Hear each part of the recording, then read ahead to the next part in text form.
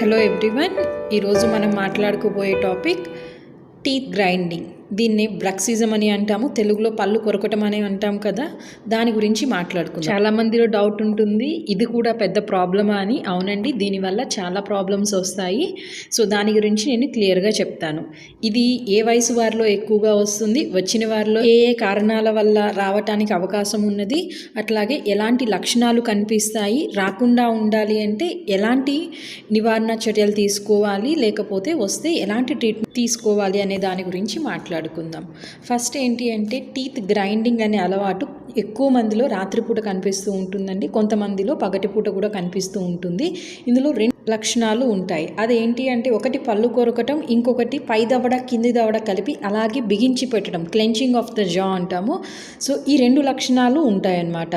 So ఇది ఎక్కువగా ఏ వయసు వారిలో చూస్తాము అంటే, చిన్నపిల్లల్లో చూస్తాము అండి, అట్లాగే పెద్దవారిలో కూడా చూస్తాము. చిన్నపిల్లల్లో ఇది రావటానికి గల కారణాలు, అట్లాగే పెద్దవారిలో ఇది రావటానికి గల కారణాలు తెలుసుకుందాం. చిన్నపిల్లల్లో ఎక్కువగా టాడ్లర్స్లో ఎక్కువ కనిపిస్తూ ఉంటుంది. 3 to 7 year ఏజ్ గ్రూప్లో ఎక్కువగా ఉంటుంది.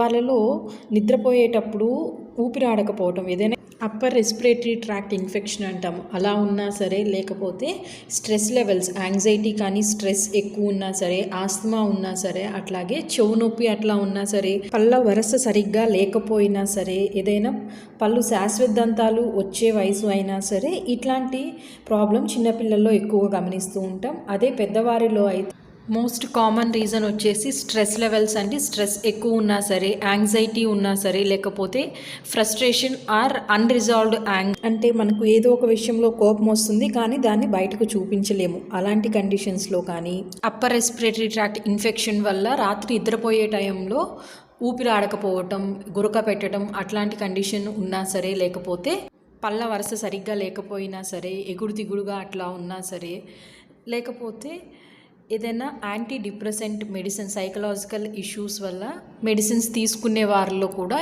ఎక్కువగా ఈ కండిషన్ని మనము చూస్తాము.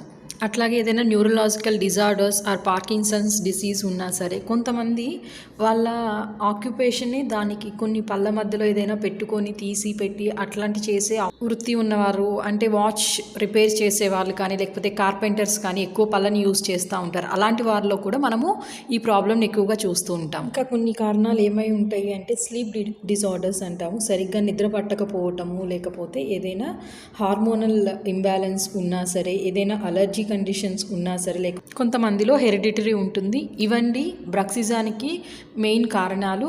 ఇప్పుడు వాటి లక్షణాలు ఎలా ఉంటుంది అనేది మనం తెలుసుకుందాం.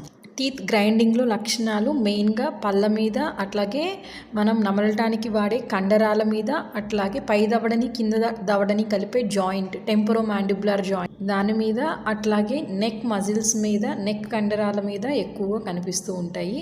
ఫస్ట్ పళ్ళ మీద ఎలాంటి లక్షణాలు ఉంటాయి అంటే, పళ్ళు ఎక్కువగా కొరకటం వల్ల పన్ను అరిగిపోవటము, అట్లాగే పంటి నొప్పి రావటము, పళ్ళు సెన్సిటివ్ అవ్వటం, బాగా వేడిగా చల్లగా తీసుకున్నా సరే మనకి జివ్వుమని లాగటము, పన్ను విరిగినట్లు మనకి బయటకు కనిపించటము, అట్లాగే చిగురు అనేది పైకి వెళ్ళిపోవటము, పంటికి సంబంధించిన ఇండెంటేషన్స్ నాలుక మీద, అట్లాగే బుగ్గ మీద కనిపించటము అనేది ఉంటుంది.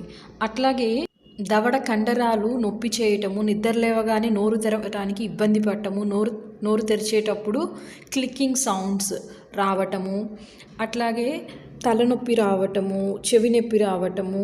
ఇంకా కొంతమందిలో ఆ గ్రైండింగ్ సౌండ్ అనేది వారంతటా వారే తెలుసుకోలేరు. నైట్ నిద్రపోయేటప్పుడు పక్కన ఉన్నవారు చెప్తే తప్పితే వాళ్ళకి తెలీదు. అట్లాగే నెక్ మజిల్స్ అనేవి స్టిఫ్గా అవ్వటము, నొప్పి రావటము, అది కూడా ఒక లక్షణం. టీత్ గ్రైండింగ్ హ్యాబిట్ ఉన్నవారు ఎలాంటి జాగ్రత్తలు తీసుకోవాలంటే, ఎక్కువ వాటర్ తాగాలండి, సరిపడా ఎక్సర్సైజ్ చేయాలి, అట్లాగే స్ట్రెస్ లెవెల్స్ ఎక్కువ ఉంటే మెడిటేషన్ లాంటిది అలవాటు చేసుకోవాలి. గట్టిగా ఉండే ఆహార పదార్థాలు కానీ, చూయింగ్ గమ్ కానీ తీసుకోకూడదు. స్మోకింగ్ అలవాటు ఉంటే మానుకోవాలి. కాఫీ ఎక్కువగా తీసుకునే అలవాటు ఉంటే అది మానుకోవాలి, ఎందుకంటే అది అందులో ఉండే కెఫీన్ అనేది మజిల్ యాక్టివిటీని పెంచుతుంది కాబట్టి. అట్లాగే ఆల్కహాల్ అలవాటు మానుకోవాలి. ఇది కూడా ఎందుకు అంటే, టీత్ గ్రైండింగ్ ప్రాబబిలిటీని ఆల్కహాల్ అనేది పెంచుతుంది కాబట్టి అది కూడా మానుకోవాలి. స్వీట్స్ అండ్ షుగర్స్ అనేవి వీలైనంత తక్కువ తీసుకోవాలి. ఎక్కువ ఫ్రూట్స్ అండ్ వెజిటేబుల్స్ తీసుకోవాలి. అందులో ఉండే విటమిన్స్ అండ్ ఫైబర్ అనేది మనకి స్ట్రెస్ లెవెల్స్ని రెడ్యూస్ చేయడానికి హెల్ప్ అవుతుంది. అట్లాగే లాస్ట్ బట్ నాట్ లీస్ట్, డెంటిస్ట్ని విజిట్ చేయాలండి. మీకు పళ్ళకు సంబంధించి ఏదైనా ఎగుడు దిగుడు పళ్ళు ఉన్నా సరే, ఏదైనా ఇంప్రాపర్ ఫిల్లింగ్స్ ఉన్నా, ఏదైనా ఇంప్రాపర్ క్యాప్స్ కానీ బ్రిడ్జెస్ ఉన్నా అడ్జస్ట్ చేయించుకోవాలి. అట్లాగే ఆల్రెడీ ఎఫెక్ట్ అయిన వారు అయితే పళ్ళకు సంబంధించి సెన్సిటివ్ టీత్ కానీ పన్ను నొప్పి కానీ ఉంటే దానికి సంబంధించి రూట్ కెనాల్ ట్రీట్మెంట్ కానీ ఫిల్లింగ్స్ కానీ మరి ఎక్కువ డ్యామేజ్ అయితే పళ్ళు తీయించుకోవటం అట్లాంటిది చేయాలి. అట్లాగే డెంటిస్ట్ మీకు కండరాల నొప్పులకి కొంచెం వేడి కాపడం పెట్టుకోవటం కానీ అవసరమైతే ఏదైనా మెడికేషన్ మజిల్ రిలాక్సెంట్స్ అట్లాంటివి ఇస్తారు. అట్లాగే బైట్ గార్డ్ కానీ నైట్ గార్డ్ అక్లూజల్ స్ప్లింట్ కానీ అని అంటాము, అలాంటిది ఒకటి మీకు కస్టమైజ్ చేసి ఇస్తారు అండి. అది పెట్టుకోవటం వల్ల ఏంటి అంటే మీరు రాత్రి పళ్ళు కొరికినా సరే పై పళ్ళు కింద పళ్ళు ఒకదానికొకటి తగిలి రాపిడి జరగకుండా పళ్ళు అరగకుండా హెల్ప్ అవుతుంది. అట్లాగే మజిల్స్ మీద అంత ఎక్కువ స్ట్రెయిన్ ఉండదు. అట్లాగే గ్రైండింగ్ సౌండ్స్ అనేవి బయటకు వినపడకుండా ఉంటాయి. సో ఇదండి ఈరోజు వీడియో మీకు నచ్చింది అనుకుంటున్నాను. మీకు నచ్చితే తప్పకుండా లైక్ చేయండి, షేర్ చేయండి. అట్లాగే నా ఛానల్ని సబ్స్క్రైబ్ చేసుకోండి మరిన్ని ఇలాంటి వీడియోస్ కోసం. Thank you so much for your support.